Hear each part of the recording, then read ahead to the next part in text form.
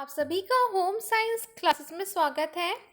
तो home science हमारे channel पे एच टेट की तैयारी करवाई जा रही है, जिसमें पीजीटी और असिस्टेंट प्रोफेसर की क्लासेस चल रही है। इसमें बहुत सारी क्लासेस हो चुकी हैं। अगर आपने वो वीडियो नहीं देखा है तो आप प्लेलिस्ट में जाकर देख सकते हैं। चलिए, आज का जो हमारा टॉपिक है वो है पोषक तत्वों की कमी से होने वाले रोग। तो पोषक तत्वों से कौन कौन से रोग देख होते हैं उसके बारे में जानेंगे, और इस रिलेटेड क्वेश्चंस तो बहुत पूछे जाते हैं एग्जाम में। ठीक है, तो चलिए करते हैं आज का वीडियो स्टार्ट। गीतिका अपना वजन कम करना चाहती है और इसलिए सुबह वो अपनी भोजन नहीं करती है।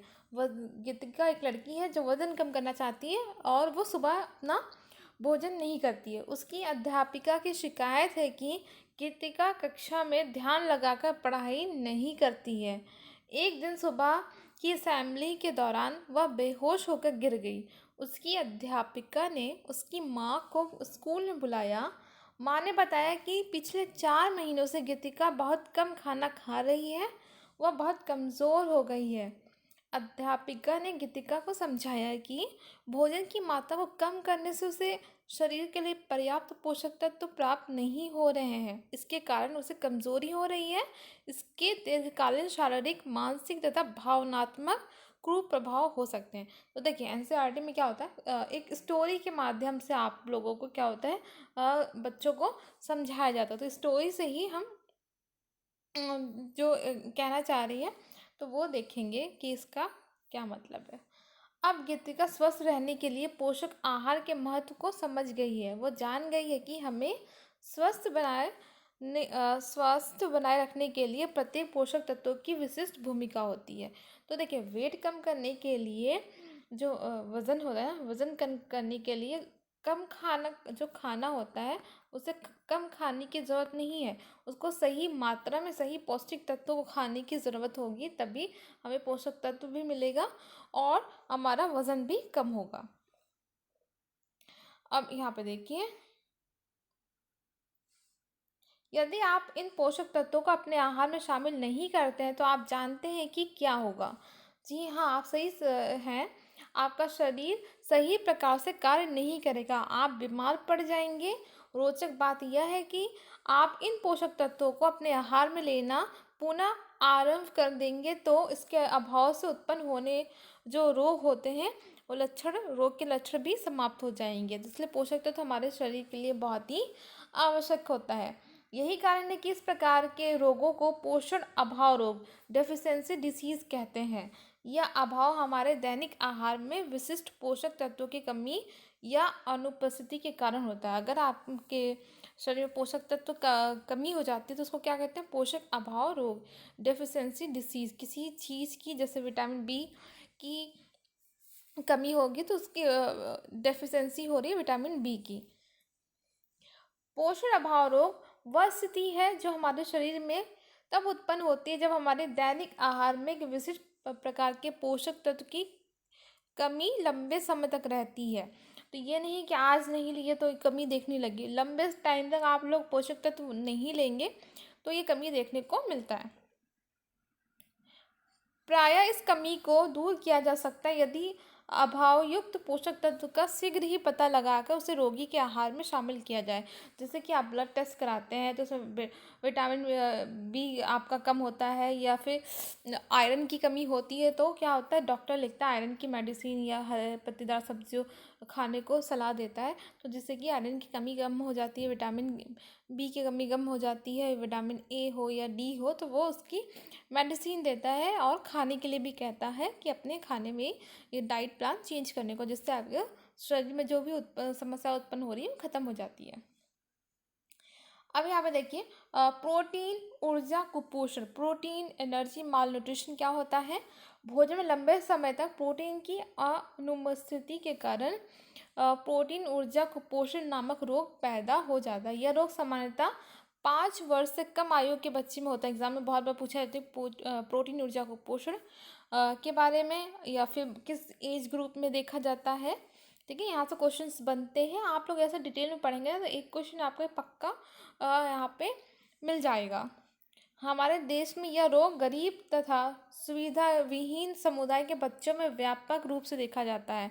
जब बच्चे इस रोग से पीड़ित होते हैं तो इनके शरीर में रोगों से लड़ने की क्षमता कम हो जाती है, जिसके कारण उन्हें दस्त और अन्य संक्रमणों के होने का खतरा बढ़ जाता है। क्योंकि गरीब बच्चों में उन लोग क्या लेते हैं, प्रोटीन ज़्यादा नहीं ले पाते हैं। ठीक है, उनका शरीर प्रोटीन की लंबे समय तक कमी होने के कारण रोग देखने को मिलता है। यहाँ पे देखिए, प्रोटीन ऊर्जा कुपोषण के दो प्रकार होते हैं। कौन कौन से होते हैं, यहाँ पे देखते हैं। जब प्रोटीन की मात्रा कम और कार्बोहाइड्रेट से मिलने वाली ऊर्जा प्राप्त हो तो इस स्थिति को क्वाइस्कर कहते हैं। क्वेश्चन पूछा जाता है ना, प्रोटीन की कमी से कौन सा रोग देखने को मिलता है, तो इसमें क्या होता है, प्रोटीन की मात्रा कम हो जाती है और कार्बोहाइड्रेट से मात्रा ज़्यादा हो जाती है, क्योंकि प्रोटीन से कार्बोहाइड्रेट से ऊर्जा प्राप्त हो तो इसको कहते हैं क्वाइस्कर रोग कहते हैं। इस पोषण अभाव रोगों के कारण बच्चे का पेट मटके की तरह विकसित हो जाता है। यहाँ पे आप देख सकते हैं ना, ये पिक्चर देखिए, क्वाइस्कर रोग से ग्रसित जो बच्चा है उसका पेट कितना है, पेट यहाँ मटकी की तरह निकल जाता है और ये 5 साल के बच्चों में ज़्यादा देखने को मिलता है क्वाइस्कर रोग। अब यहाँ पे देखिए, नेक्स्ट जो है, एग्जाम में जो क्वेश्चंस पूछे जाते हैं सारे क्वेश्चंस यहीं से मिल रहा है, आप देख सकते हैं। जब लंबे समय तक प्रोटीन और ऊर्जा दोनों की कमी रहती है तो इस स्थिति में पैदा होने वाले रोग को मरस्मस कहते हैं। जब प्रोटीन और ऊर्जा दोनों की कमी रहती है लंबे टाइम तक तो मरस्मस रोग हो जाता है। इन दोनों की परिस्थितियों में बच्चे का विकास रुक जाता है, वो अपनी पूर्ण क्षमता में विकसित नहीं हो पाता। देखिए, बच्चों का क्या होता है, पूर्ण विकास नहीं होता, वो सही से विकसित उसका नहीं होता, ना ही मानसिक शारीरिक उसका विकास नहीं हो पाता।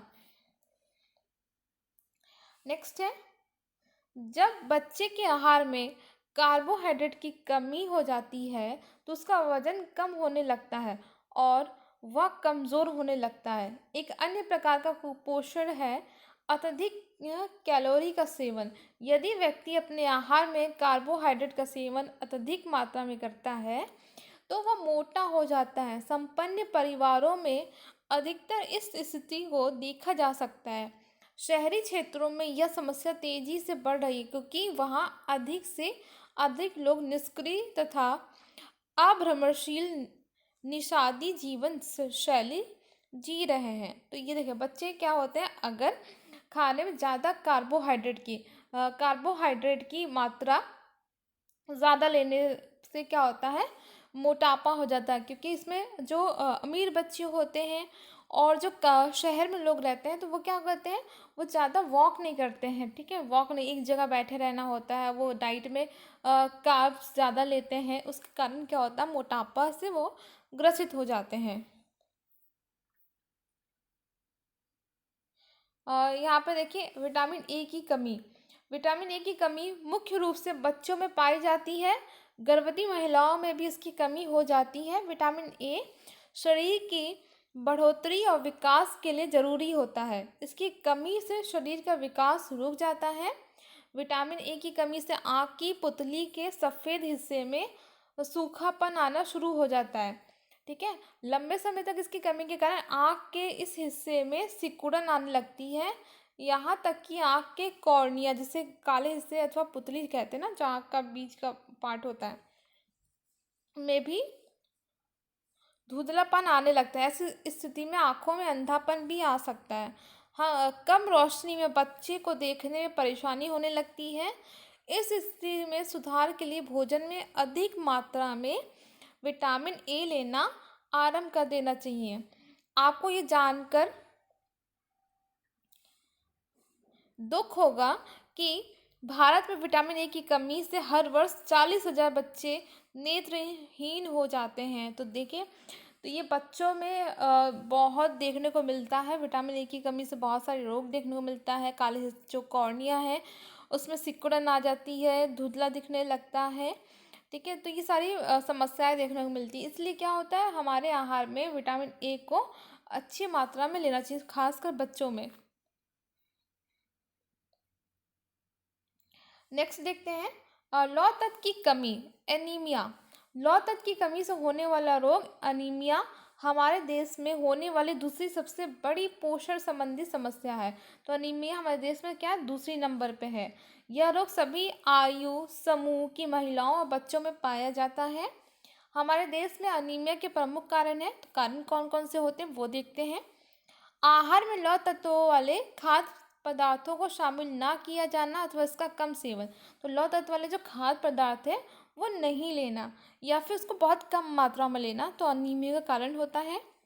बड़े बच्चों तथा वयस्कों में पेट के कीड़ों को होना, तो बच्चों में बहुत ज़्यादा देखा जाता है पेट में कीड़े होना, तो उसके कारण भी होता है। तीसरा कारण क्या है, प्रसूति के समय अथवा किसी दुर्घटना के कारण अधिक मात्रा में रक्त बहना। तो जब शरीर में रक्त कम हो जाता है तो अनीमिया देखने को मिलता है। आपने पहले पढ़ा है कि हीमोग्लोबिन के निर्माण के लिए लौह तत्व की आवश्यकता होती है। लौह तत्व के अभाव अर्थात अनीमिया में खून में हीमोग्लोबिन की मात्रा कम हो जाती है।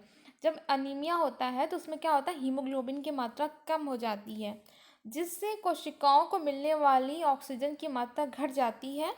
ऐसा होने पर आप हर समय आलस और थकान महसूस करने लगते हैं, इसलिए आप अपनी पूरी क्षमता से काम नहीं कर पाते। अगर शरीर में थकावट हो रही है, काम करने का दिल नहीं कर रहा, तो एक बार अनीमिया आयरन का टेस्ट कराना चाहिए, हीमोग्लोबिन मात्रा पता चल जाएगी। हीमोग्लोबिन का काम क्या होता है, ऑक्सीजन पहुंचाना सभी कोशिकाओं में। अगर क्या होगा, रक्त में हीमोग्लोबिन कम है तो हीमोग्लोबिन कम होगा तो वो काम नहीं कर पाएगा ऑक्सीजन पहुंचाने का, तो इसलिए क्या होगा, थकान होने लगती है शरीर में। तो नेक्स्ट वीडियो में हम विटामिन बी कॉम्प्लेक्स की कमी के बारे में और भी सारा देखेंगे।